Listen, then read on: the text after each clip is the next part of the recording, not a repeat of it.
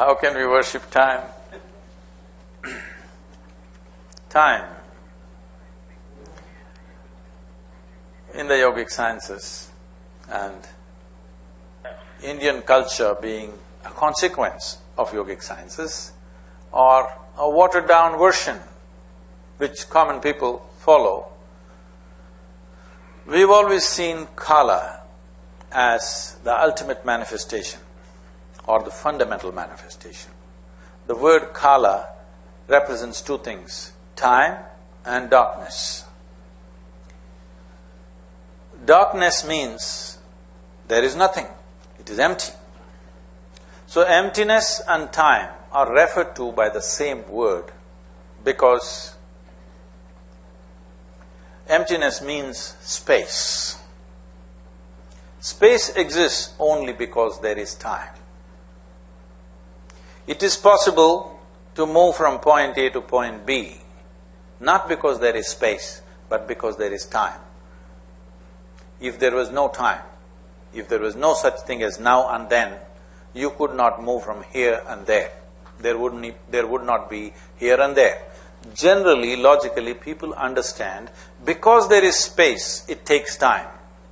No, because there is time, space exists. This may bend your logic right now, but that's how it is. If you look at creation more profoundly than intellectually, you would see time is first and then is space. That is why both are referred to as Kala. Kala means emptiness, darkness, space. At the same time, Kala means time. So, you want to worship time, you have Mahakaleshwar in Ujjain. Just this year there was a Kumbh Mela for him. So, what is pleasant and what is unpleasant is determined by you, not by the situation. What you think is filth, some other creature loves it, isn't it? What you think is filth, if you throw it to a plant, it will make fragrance out of it. So, the question is not about how you respond or react to situations around you. The question is about whether you have taken charge of your faculties or not. Is your thought, your emotion, your energy, your body, is it taking instructions from you or is it in a state of compulsive reaction to life around you? The moment you are in state of reaction, you must understand that you have become a slave to the existence around you, because somebody else can determine what happens within you.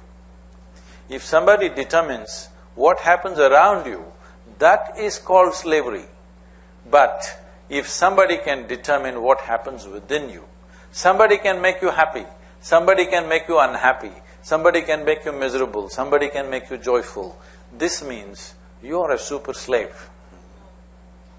So how to come out of this slavery, if that's a question? First and foremost thing is to see that my life is my making, whichever way it is right now. I like it, I don't like it, but it is my making. If you see this, suddenly you will know how to respond. But without knowing a specific life situation of yours, if I tell you how to respond, tomorrow the situation is different and you respond the same way. Now you're moving towards morality. This is the fundamental difference between morality and spirituality. Morality is a ready-made response to everything the same way.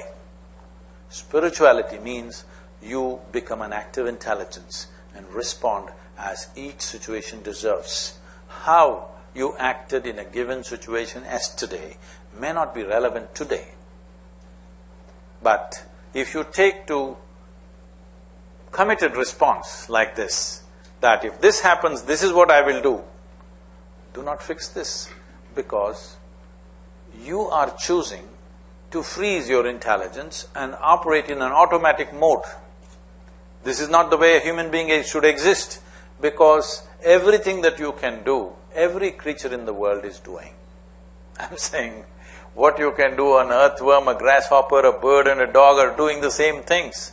What is it that you're doing the great thing? Survival, earning a living, maybe reproducing, and of course dying one day. So just for this simple process that every other creature is doing, they're doing it simply, you doing it with a lot of fuss. Yes. What is a simple process of existence, you're doing it with enormous fuss, simply not because your life is complicated. You just evolved a little bit. If we take away half your brain, you will have no confusion, you will be peaceful. As all many spiritual teachers are aspiring for you that you should become peaceful. If we take half your brain out, you will be peaceful. Because to create turmoil, you need some intelligence. Now, you're asking for these kind of solutions. How do I do this? How do I do that? So you are somewhere seeing, how should I freeze my intelligence? Because somewhere deep inside you understand, the source of my trouble is my intelligence. Well, isn't human intelligence the greatest benediction that we have? But if it turns against you, your intelligence turns against you, it is the greatest curse. So you can call it stress, you can call it anxiety, you can call it misery, you can call it madness. No, it is just that your own intelligence has turned against you. That's all that's happened to you. That you are on a self-help of torture, self-torture. You can poke yourself from morning to evening and have very philosophical descriptions of what you are going through or very medical descriptions of what you're going through. But all that's happening is, you have been given an intelligence which is reasonably sharp and you don't have a hand which is sensible, it is keep on poking yourself. If we take away half your brain, you will see you will be very peaceful. Doesn't matter what's happening in the world. Now, only problem is all potential is gone with the problem. Problem is gone, but potential of being human also is gone. This is not a solution. The solution is when you take charge of your faculties, that your body and your mind takes instructions from you. If your mind took instructions from you, would you keep yourself absolutely joyful every moment of your life or no? So there is no problem in your life except that you've not taken charge of your own faculty. As I said, you have never bothered to read the user's manual, but you know about nuclear science. This is a huge problem. You know about how the cosmos is made, you know about the various galaxies, you can get it on the internet, but you don't know a thing about this one. But your experience of life on this planet is determined by what's happening within you, not by what's happening around you. Wow.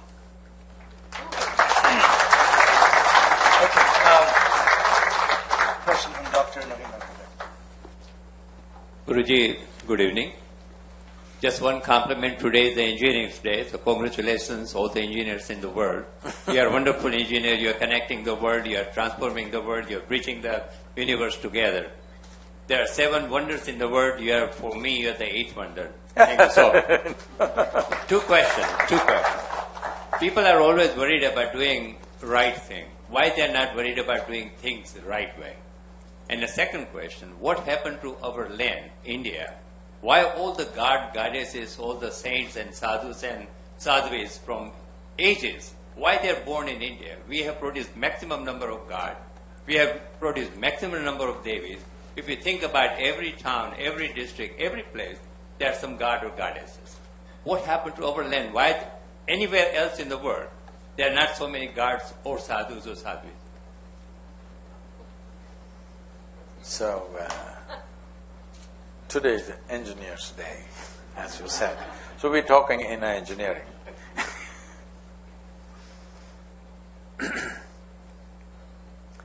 About how come India is supposed to have 33 million gods and goddesses. This happened when our population was 33 million. But after that, we got little shy of creating gods. Because people from outside came and said there is only one God, and we started feeling shy about our many gods, and we reduced it to 24. Most Indian homes at least have 24, not 33 million, all right? These 33 million, as I said, happened when our population was that much. Tell me, how beautiful the world would be today if everybody had their own God. The problem arose only when 100 people gathered behind one God. That's when the fight started. If you had your God and I had my God, we got nothing to quarrel at least in the other world. Maybe local property we may quarrel, but if problem comes in the local property business, we can always make a deal, isn't it? Yes or no?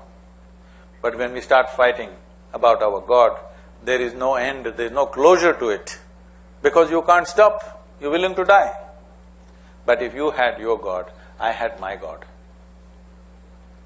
no problem.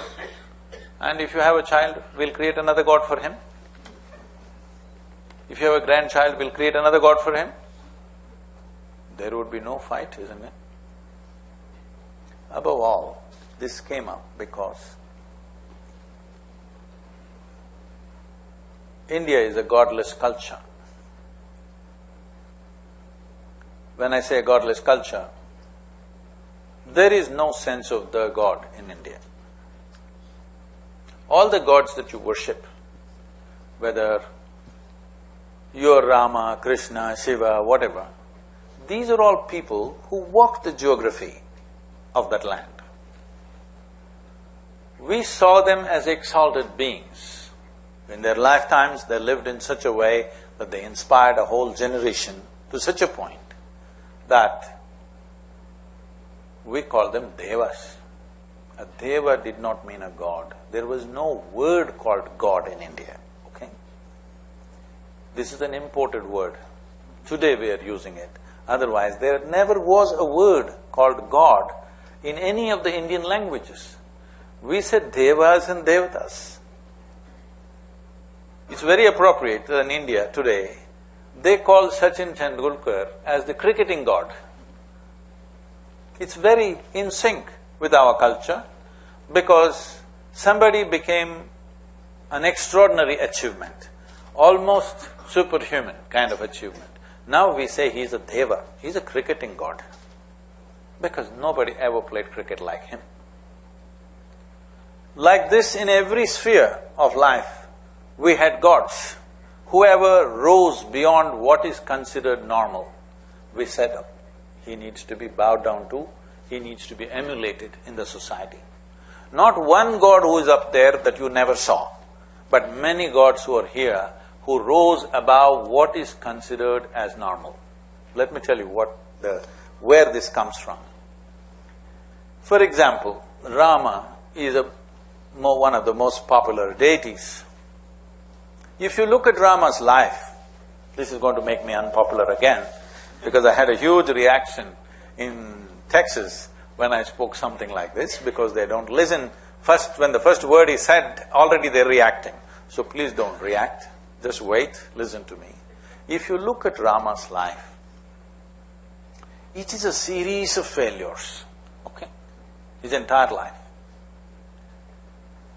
He was a rightful king, coronated, just married, newly married. For some political reason, he ends up in the forest, in the jungle, with his newly married wife. His wife is not some tribal girl, she's a princess, not made to live in a jungle. Of course, in your movies, they showed you Rama and Sita floating around with golden deer all around them. That's not how a jungle is, believe me. I have lived in the jungles by myself alone for weeks on end. That's not how a jungle is, it's hard. Okay? If you want to survive there, it takes extraordinary strength and it takes a beating. If you leave any of our ladies here in the jungle for 3 months, after 3 months you can't recognize them, they will become like that. Yes, everything will change about them. They won't look like this. So Sita, a newly married princess in the jungle, is not a romantic situation, okay? It is not. So seeing their plight, his brother leaves his own family and walks with his brother and sister-in-law because he knows the hardships that they will go through. As if that was not bad enough, then she gets kidnapped and taken to Sri Lanka, and the man becomes despondent. You know, I was in a town, a small town in Andhra Pradesh, and I was speaking to about 6,000 to 8,000 people are there and a few school children. One little girl, 14-year-old girl, stands up and asks, Sadhguru, they say Rama walked all the way from Ayodhya to Sri Lanka. How is it practical? Is it practical for a man to walk from Ayodhya to Sri Lanka? I said, see, you're a 14-year-old girl right now, you're a little girl, but in a few years you'll find a man. When that happens, suppose you got lost, would you want a man who will walk the distance to find you, or somebody who finds a practical solution in the neighborhood? Well, even that little girl knows she wants a man who will come all the way. So, he walks all the way, wanting to find his wife. Obviously, she means that much to him. There is no flight to Colombo, walking down the subcontinent over 2,500 miles, okay? But she must have meant that much to him to go there, wages a war, burns down the city, gets his wife back. Again back in the kingdom, something goes wrong politically, again he sends her to the jungle, this time fully pregnant. No sonogram. So he doesn't know whether it's boy or girl or boys or girls or what. Then she goes there and delivers twins, 2 boys. He doesn't know. When they were 14 years of age, he wages a war with them, and he could have killed them. If really some tragedy must happen to any human being, means knowingly or unknowingly we killed our own children, this is the worst thing that can happen to you, isn't it? He almost got there. He almost killed them. By some fortune, that was avoided, and then Sita dies in the forest without ever seeing him or he ever setting his eyes upon her again. You don't call this a successful life. If any one of these things happen in your life, you will be broken, isn't it? But all this series of wrongs happened in his life, but he still remained balanced, never became vengeful, never became hateful, never became an angry man. If he had to wage a war, he waged a war. If he had to do whatever he had to do, he did that to the best of his ability, but never became a slave of the external situation. It is this we worship. He is not a success, one series of failures, but we worship the man because it doesn't matter what the world threw at him. It could not in any way disturb him.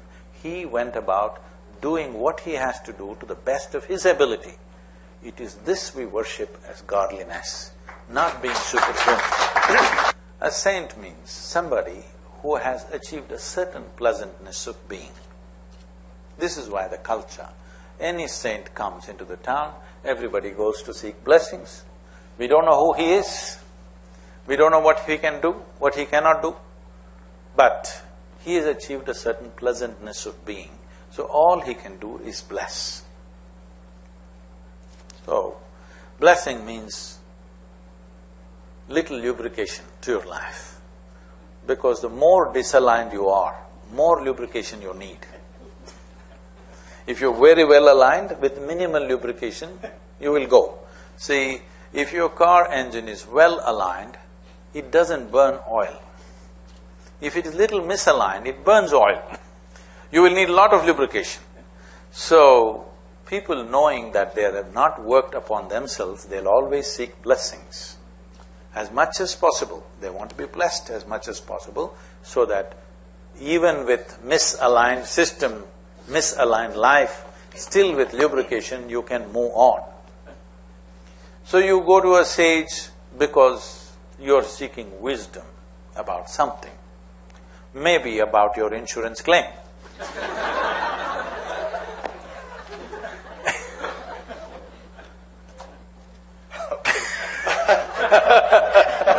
All right, we're going to… And if you go to a seer because you want to see something that you're not able to see, maybe tomorrow, maybe 10 years later, or maybe something of yourself that you yourself do not see. People come and ask, Sadhguru, can you see something about me that I don't know? Because you're looking for a seer. A mystic means you go to a mystic because you are not just interested in your well-being. You want to know the very nature of existence, beyond your concerns of life. Then you go to a mystic. You go to your guru because guru is like a mechanic. That is, he can roll up his sleeves and fix up things for you, fundamental things. And you go to your Sadhguru. Sadhguru is not a title, it's a description. That is, now if you want to go to your doctor, you should not go to your pediatric. Doctor always says, doctor, but pediatrician, you should not go there, you're not… Unfortunately not. No, I mean to I'm much older than say, he's not qualified to treat you. Correct. Let me put it the other I wanted to be way. funny. You should not go to your gynaec. Yeah. So, you go to a doctor who's relevant to you. So he puts his stuff below as a description so that you know whether to go to him or not. So when you say Sadhguru, you do not go to him to know about the scriptures, because he is as unread as you or worse than you. You do not go to him to know about your insurance claim. That you're going to have problems. Not because he cannot know about it, he is not interested in those things.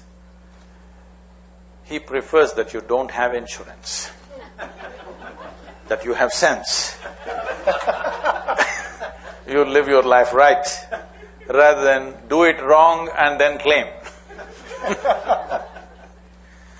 So you go to your Sadhguru because you want to know the nature of your interiority. You want to find solution to your basic existence, not to your insurance claim, not to whether you're, I can tell you a very bad joke, but let's skip it. Because the man in Seattle, I don't want him to suffer. Okay, can we go… So, these are different aspects. So if you are just seeking a blessing, yes, we can bless you. But my intention for you is that you can live without lubrication. You can live without lubrication only when you're perfectly aligned. When everything is perfectly aligned, if you strive for this, you can live without blessing. My intent is that you come to that space where you don't need anybody's blessings. But right now, if you need, yes, we will bless you. Very well said. The treatment of yoga in treating diseases. Yoga is not a therapy. Yoga is a certain discipline that you bring into your life, of doing life right. Cancer may be caused due to many reasons. It is not as simple as people think. It is, I think, slowly medical science is exploring and finding newer and newer reasons as to why cancer might have happened in an individual person. So one fundamental thing is that it is not a disease that came to you from outside. It is not something caused by another organism. It is something caused by you, maybe in reaction to something. Possibly some influence, maybe a chemical influence, genetic influence, or your own attitudes and thoughts and emotions. There are many, many factors. This is not a time to explore that. So, Is yoga a cure for cancer? No. But is it possible that if you are in yoga, you may not get cancer? Yes, very much possible. Is it possible that if I already have cancer, that I may walk out of it with the right kind of practice? Possible. Because it is not caused by any one particular cause. When the causes are so… there's variety of causes, there are variety of things to do. So if someone has cancer and whatever stage they are in, first thing is, the responsible thing to do is seek medical attention. But medicine itself is damaging to the system, that we know. But to recover from the impact of the medicine, definitely we can do this because we have done this for cancer survivors and people have recovered miraculously from whatever the ill effects of medicine, because it is our own cells turning against us. You can't pinpoint them and treat them. You can't pinpoint them and shoot them. When you shoot all over the place. So damage happens to the system. To recover from that damage, definitely yoga can do wonderful things. But if someone has cancer, don't join yoga class today. You must get treatment, and then, yes, yoga will help to recover.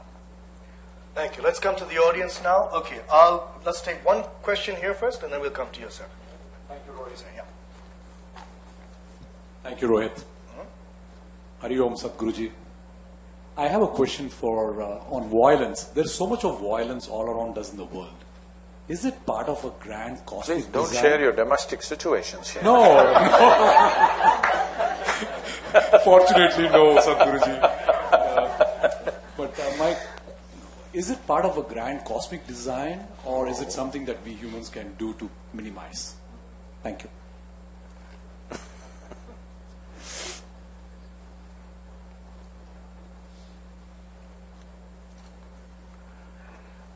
One thing is, people thinking there is too much violence today is a wrong notion.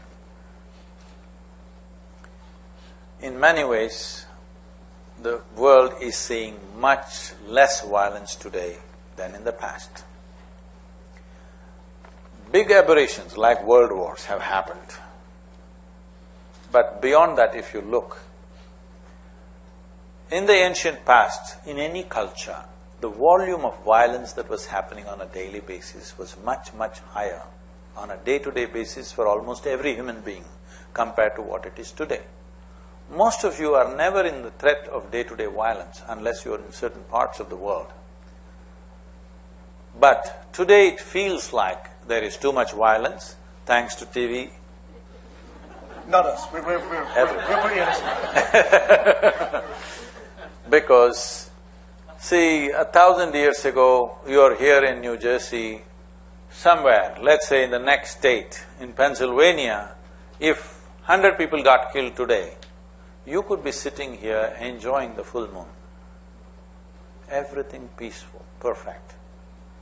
Maybe after 6 months you would come to know 100 people got killed.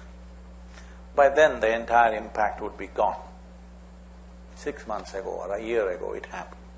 But today, if 2 people get killed, the blood will flow into your sitting room. You have a television in your dining room? So into your dining table, you have one in bedroom?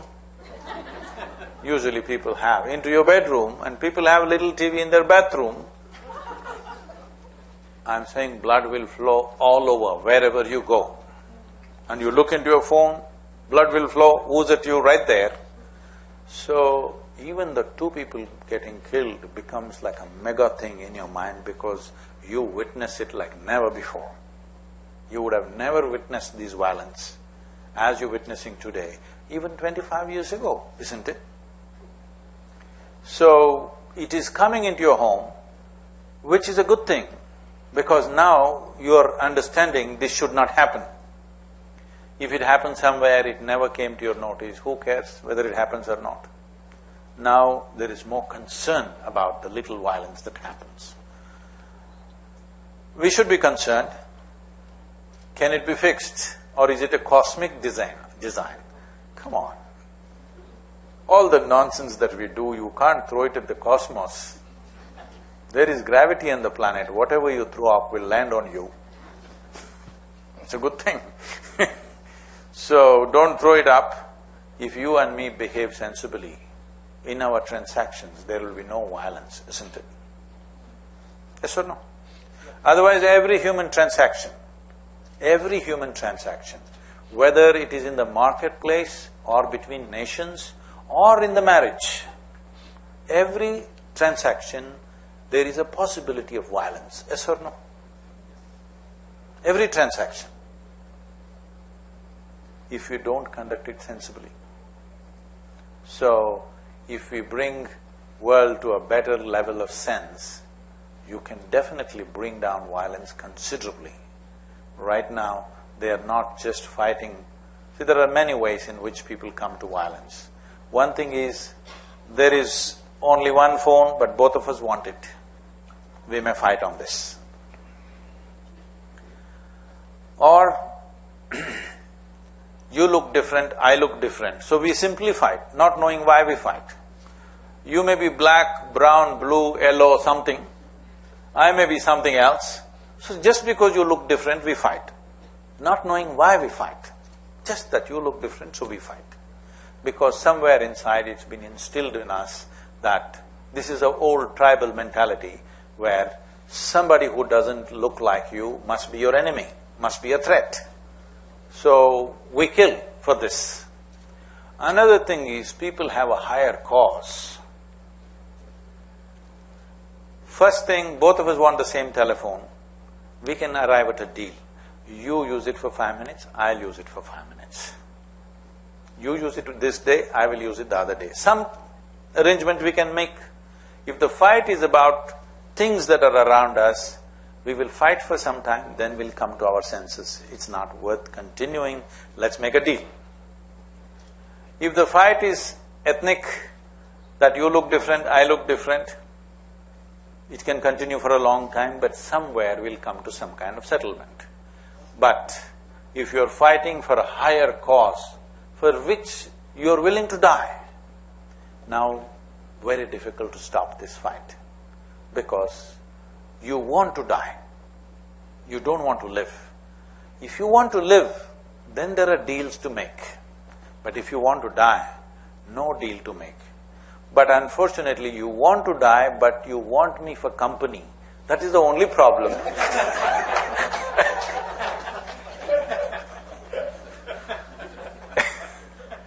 So we have to bring sense. This sense is gone out of us simply because we have been made to believe things that we do not know. If humanity comes to this much sense, listen to me carefully, if humanity comes to this much sense that you are willing to admit, what I know, what I do not know, I do not know. If this much sense comes, that you don't believe or disbelieve anything, what you know, what you do not know, you do not know. If this much sense comes, 90% of the fight will go. Little fight, that's okay, otherwise how do you make movies? Okay.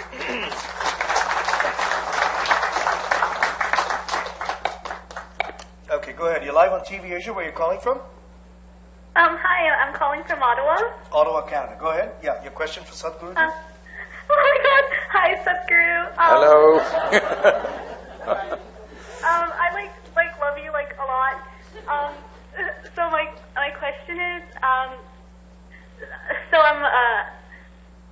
sorry. So I'm 18 now, and I don't really know what I should do with my life. I was in university last year, and then I dropped out, but I went back this year. But I'm still kind of confused as to what I should do with my life.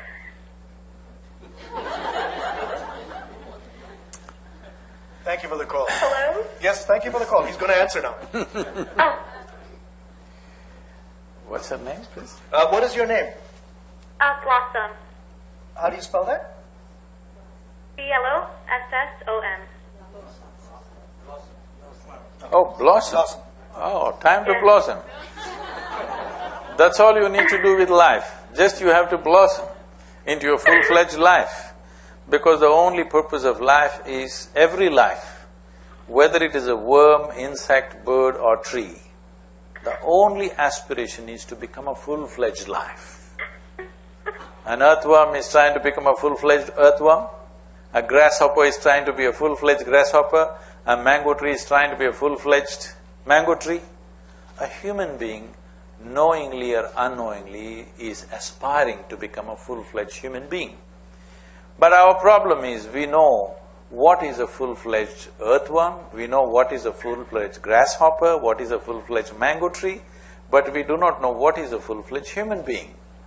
One biggest problem is there has not been enough examples around us who are truly full-fledged human beings, too many constipated human beings.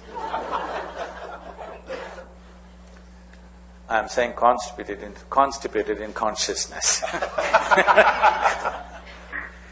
So, the only thing that you have to do is live up to your name, that you blossom into a full-fledged human being. What do I have to do? This is one thing that we as a generation of people have not invested in. We have invested in all kinds of things which are essentially survival raised to heaven.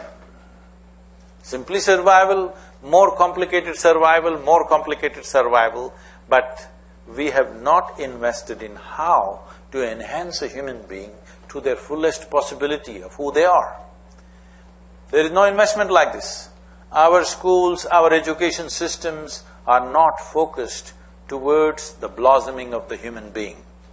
Our education systems are focused towards producing cogs for the larger machine that we have created.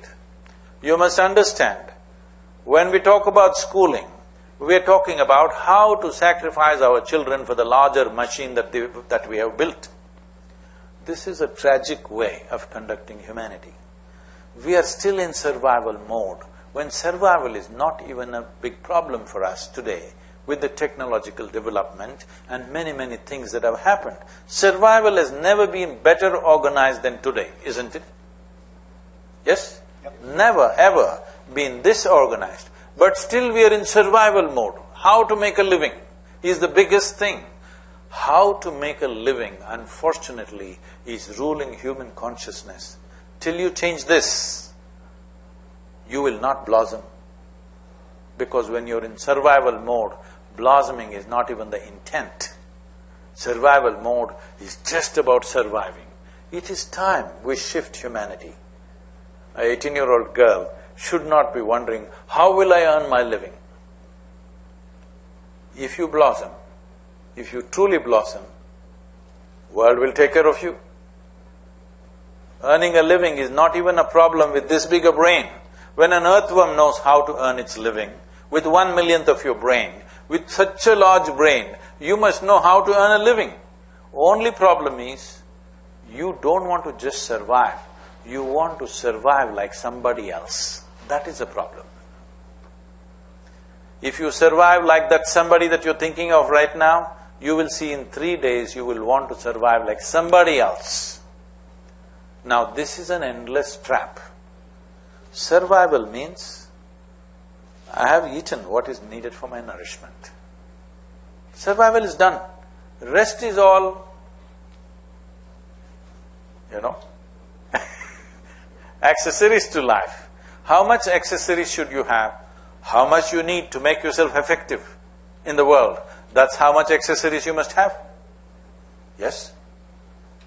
You must have as much accessories needed to make yourself into effective tool in the world. Towards what?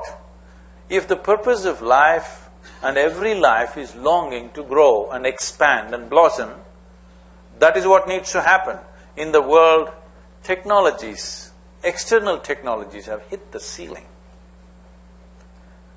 You have still not learned how to use the first model of iPhone to its full capacity. But I'm sure you're already wanting to buy the number 7. Okay? He says, I'm the 8th wonder, not the 7, okay. So, you're already thinking.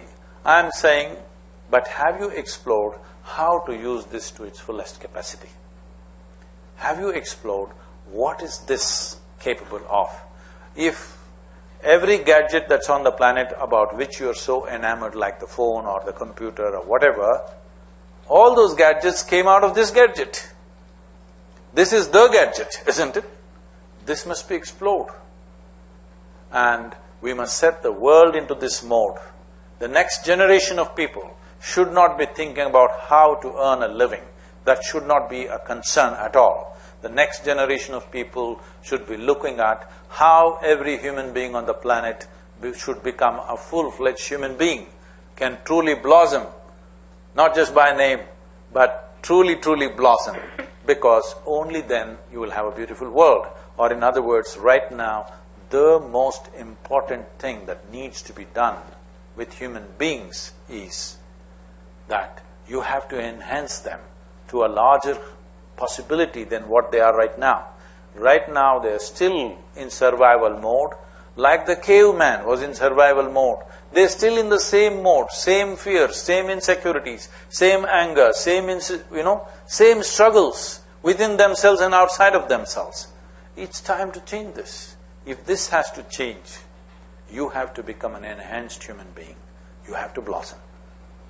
Thank you, Oliver, for the quote. Thank you, Sadhguru. Now, we have about 12 and a half minutes left before the live broadcast ends, so let's go to the gentleman there who has been waiting to ask a question. Go ahead, sir. We're asking our studio members to participate now, viewers. Namaskar.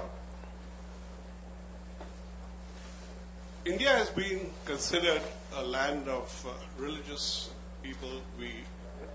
We've been producing all these gurus and devtas that we spoke about. But in spite of all this, the righteousness that we teach, there seems to be more corruption in India than almost any other country. We rank amongst the highest amongst the corrupt countries. What do you think is the reason, and what is the way to correct that?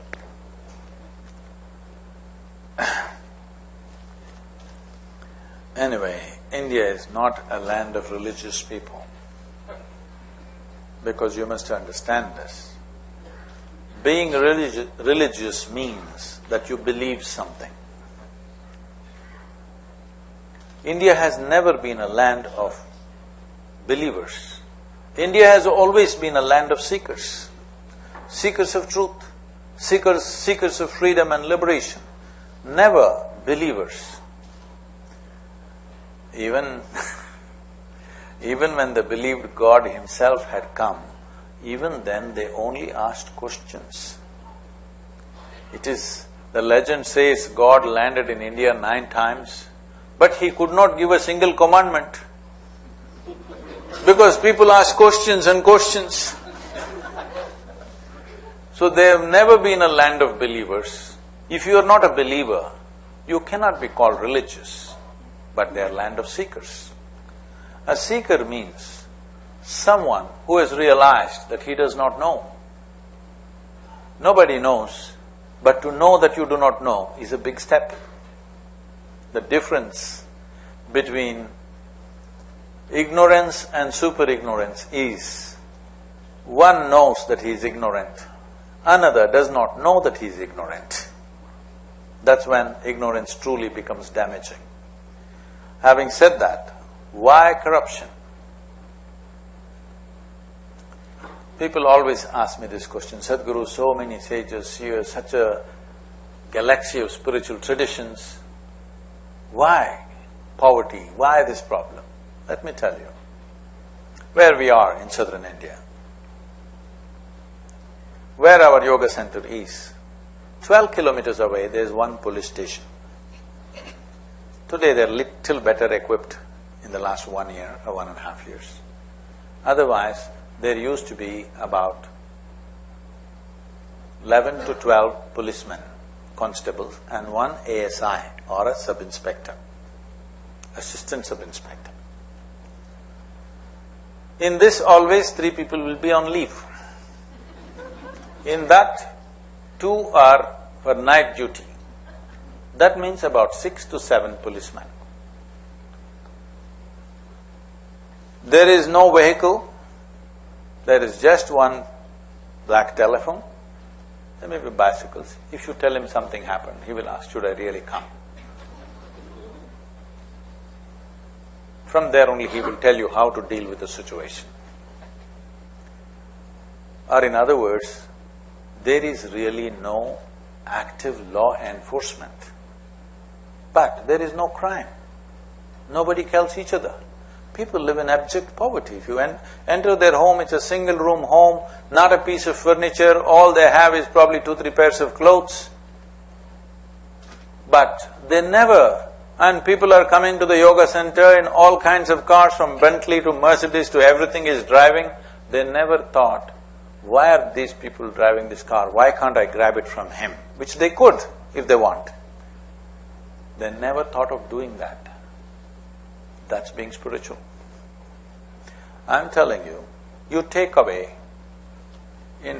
People generally say that in United States, at least in New York City, if you call the police, in 3 minutes flat, the police will be there, fully armed, okay? They not only have guns on their hip, they also have bigger armory in the boot. Fully armed police will arrive within 3 minutes. Take away the police from New York City for 3 days and see what happens. Then you will understand what it means to have an entire population spiritual.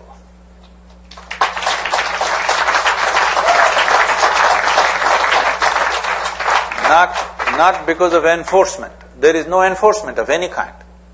But people live in a certain way because there is a deep-rooted spiritual process.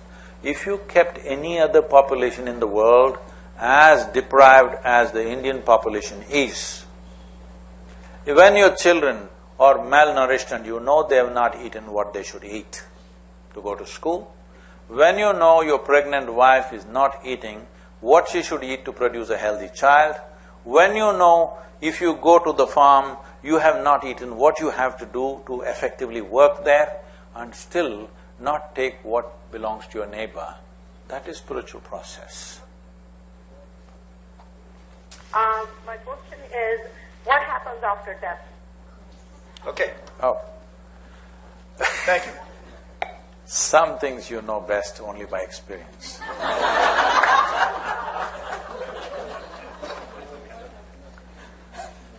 Whatever is not in your experience, if I talk about it, what is the option you have?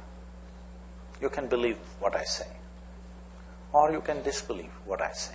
As I already said, whether you believe or disbelieve, you don't get any closer to truth. If you believe me, you will have a positive story to tell. If you disbelieve me, you will have a negative story to tell. But you will not know anything. So some things best known by experience. In other words, when you ask what happens after death, what you're asking is, what is the nature of my life? Does this life extend beyond this body? Or does this life end with this body? Fundamentally, you are asking, what is the nature of your life? Tell me, which is the best time for you to explore the nature of your life, now or after cremation? You must make up your mind. If it's now, that's why I'm here. If it's after cremation, all the best. Okay, I have 5 minutes, so one final question from the audience. Go ahead. We need to pass the mic here. And we'll have to, Sadhguruji, you have to make it brief because we'll be Pranam going off. Sadhguru. Thank you for being my inner strength. You're my hero. And my question is, you spoke about the violence. And I want to speak about the violence against animals, especially in India. You've also spoken about beef consumption. So I want to ask, a country like India, which has banned beef consumption in most of the states, why is it still the #1 exporter of beef in the world? There was a huge public outcry about Yunnan festival where dogs were being boiled and eaten alive in China. But, you know… Boiled means they were dead, okay? No, they were boiled alive. Yep. And then they were consumed. And there was a huge, public outcry against that. But how is India any different? There are acid attacks happening. Puppies are thrown from the Okay, roof. so let's and take then- this as a collective question again, animal cruelty, and Animal how that cruelty. figures and preventing I'm of representing India Unites for Animals, and we'll be holding this, big social movement Okay. and peaceful protest. We have to cut the Yes, question okay, short because so- we don't have time. Go ahead, Sadhguruji.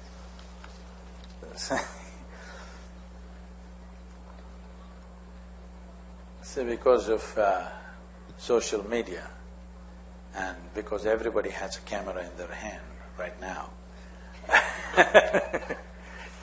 because of that, so many ugly situations in a country comes to surface. This doesn't mean this happens only in one country, it happens everywhere. In some places it happens in an organized way. I want you to visit one of the cattle farms in Texas or California. If you come out without tears in your eyes, you're not human. So unfortunately, it's everywhere. Cruelty is not against something. We must understand this. Cruelty is about the way we are. We are in a certain way. It doesn't matter what we can be cruel to, we will be cruel to that. This is a consequence of you being cruel to yourself. When you are capable of being cruel to yourself, you are capable of being cruel to everything around you. How it finds expression, how it manifests, depends on various social realities in which you exist.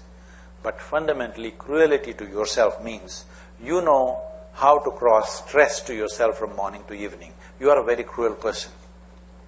You know how to cause misery to yourself. You are a very cruel person. You know how to cause depression to yourself. You are a very cruel person.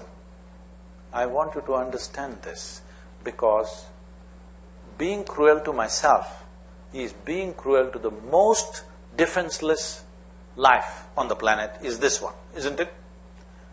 Even if I try to attack a puppy, puppy still makes some attempt to escape, whether it does or not, but it makes some attempt to escape.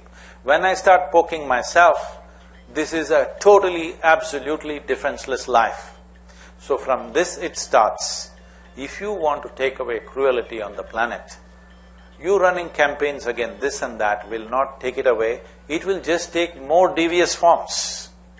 But if human beings become joyful by their own nature, when you're feeling wonderful, you are wonderful to everything around you. When you're feeling horrible, you're horrible to everything around you. So the important thing is that you become a joyful being. This is the most fundamental responsibility that you have as a human being, because when you are in a pleasant state of existence, you respond in a pleasant way to everything around you. When you are in an unpleasant state, you will do unpleasant things. Whether people go to a temple, church or mosque, they are busy making deals. Deal makers and devotees are two different people. We need to change the equation. It is not for those who do not have to talk about sharing, because what little they have, they're not willing to share. When success or failure makes no difference for you, you are a true success. I don't understand. When the result of an event has no impact on you, both ways you blissed out, you are a success. Till I was 19 years of age, I was so taciturn that I barely spoke.